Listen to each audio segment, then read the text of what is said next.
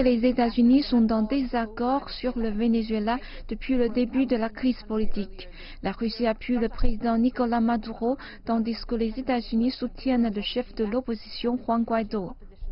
Cette rencontre entre le ministre des Affaires étrangères Sergei Lavrov et son homologue américain Mike Pompeo intervient en pleine escalade des tensions au Venezuela.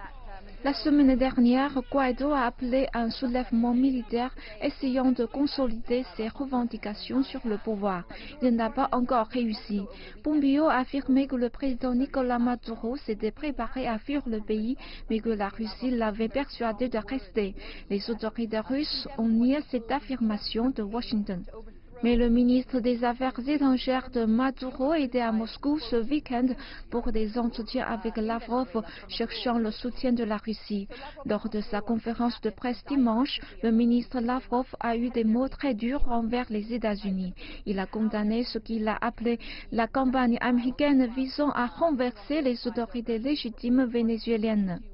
Il a également critiqué, et je cite, les tentatives de fomenter un coup d'État au Venezuela à partir de l'étranger. Donc Lavrov et Pompeo sont campés sur des positions diamétralement opposées avant leur rencontre en Finlande. Les responsables des deux côtés continuent de réitérer la nécessité d'un dialogue entre toutes les parties. Mais il est difficile de voir comment la Russie et les États-Unis peuvent concilier leurs différences. Pendant ce temps, la crise se poursuit au Venezuela et le peuple vénézuélien continue de souffrir.